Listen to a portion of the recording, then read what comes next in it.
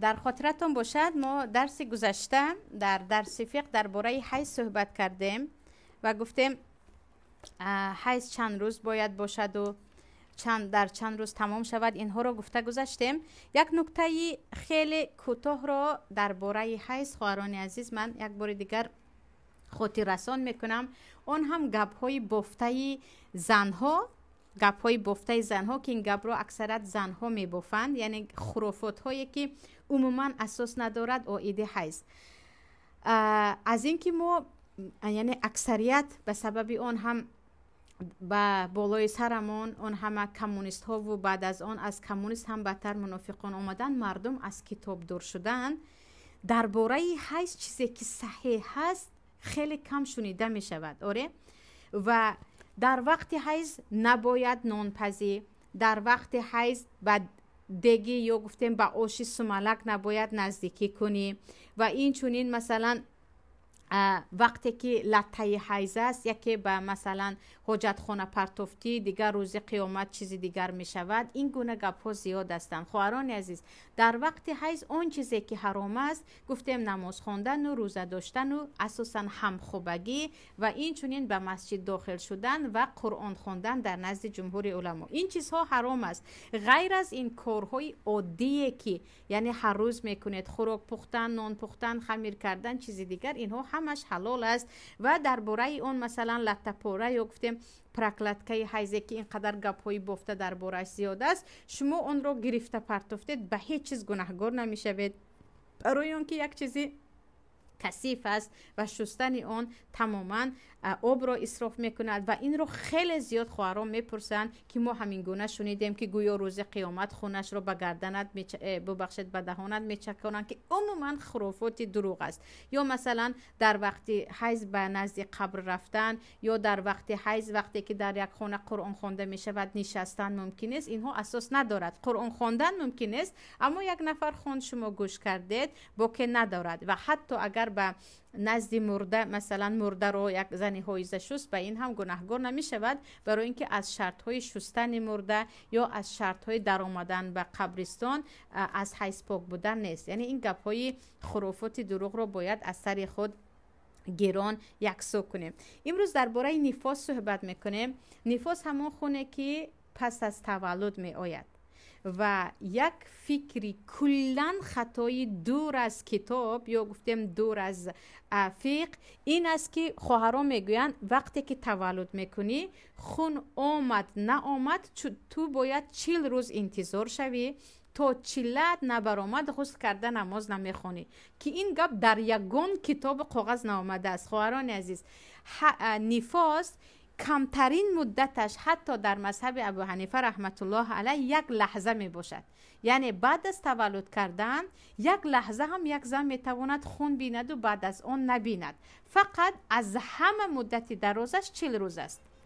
آن هم در مذهب ابو حنیفه رحمت الله علیه. یعنی یک زن 1 هفته هم نفاس شده می تواند، علل خصوص اگر کودک بیافتاند 3 ماه یا 2 ماه، 1 ماه هم شده می تواند، 15 روز هم شده می تواند.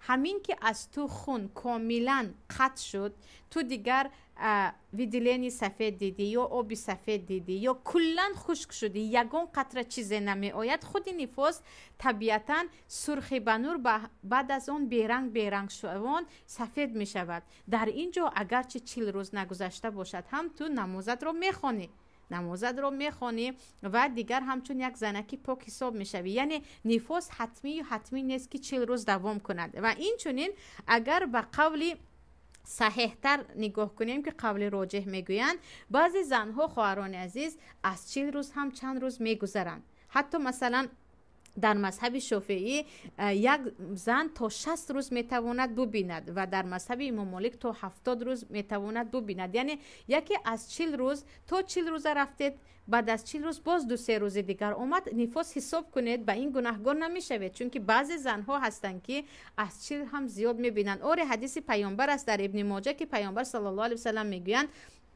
زنها وقت النفاس 40 یوما الا ان تطهر قبل ذلك، یعنی مدت نفاس 40 روز است مگر اینکه پیش از این پاک شود.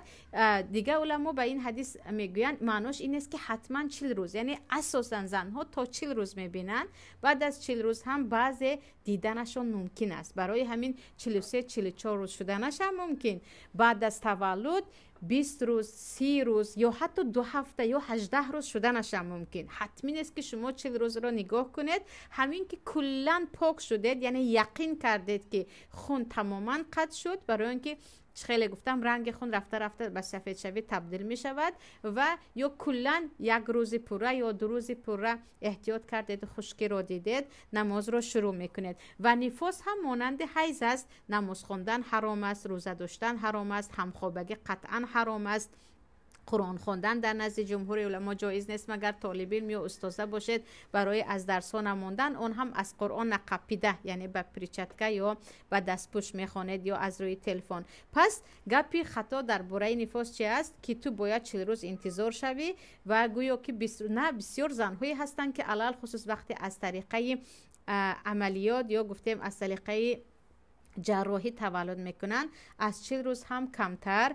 نفاس میشوند. بعضی ها حتی 1 لحظه، یعنی 1 روز فقط خون میدیده ها هم هستن اگر کودک ویران کنن. این درباره چی بود؟ درباره نفاس بود. میگذاریم به استحاضه، یعنی خونه که به خاطر سپرال ماندن که داد از دست سپرال که چقدر خواهرها به خاطر اون بیماری ها به بیماری های وزمین هم گرفتار شده ایستادن، و یا به خاطر بعضی داروها شما از مدت حیضتون میگذارید. خواهران عزیز، وقتی که شما میدونید که 7 روز حیض می شدید، اما به خاطر یگان دارو خوردن یا به خاطر بعضی زنها سن سالشون بالا شدن دیدید که حیض از 7 روز 8 روز 9 روز 10 14 15 شده ایستاده است، فقط همون 7 روز رو حیض حساب میکنید، همون روز غسل میکنید و از 8م روز نماز میخوانید. چقدر خون آید به اون اهمیت نمیدید، برای اینکه شما عادت ماهانتون همیشه 7 روز بود.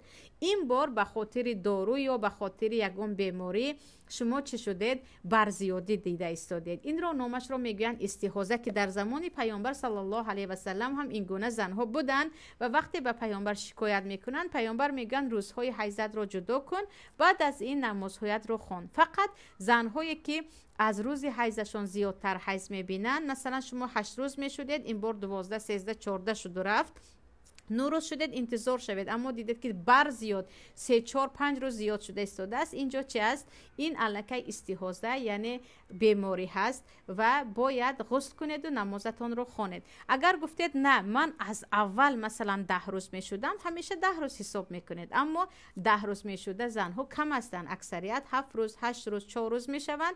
بعضی بیماری ها می آید و ما بر دوام می بینیم و این رحمت الله هست که خواهران خونی هست همیشه شکل خودش رو یا گفتیم خصوصیت خودش رو دارد، شناخته می شود.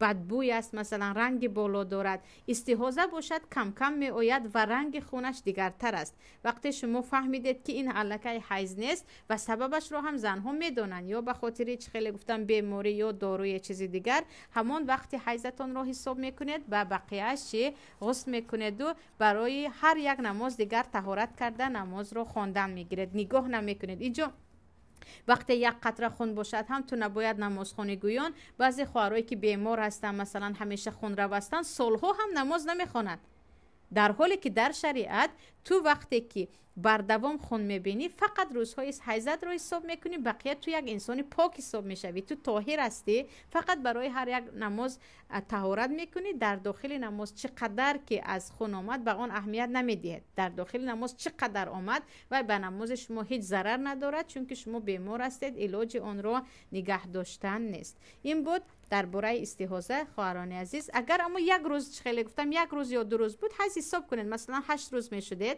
این بار 10 روز شدید و خشک شدید، تمام، هیچ گپ نیست. یعنی این یک سین سال می شود، نمیدونم یا چیز دیگر که بعضا یک روز یا 2 روز زیاد یا یک روز 2 روز کم می شود یا 3 روز حتی، اما 4 5 6 بار زیاد رفت که این گونه دور و دروازی رو اصلا شما در حیاتتان ندیده بودید و سببش هم برایتان معلوم است. اینجا فقط همون روزهای حیض خود رو حیض حساب میکنیم. این بود درباره استحاضه و درباره نفاس که کوتاهک گفته گذاشتم. صحت و سلامت باشیم. ان شاء الله درباره تیمم درس دیگر دوام میدهیم.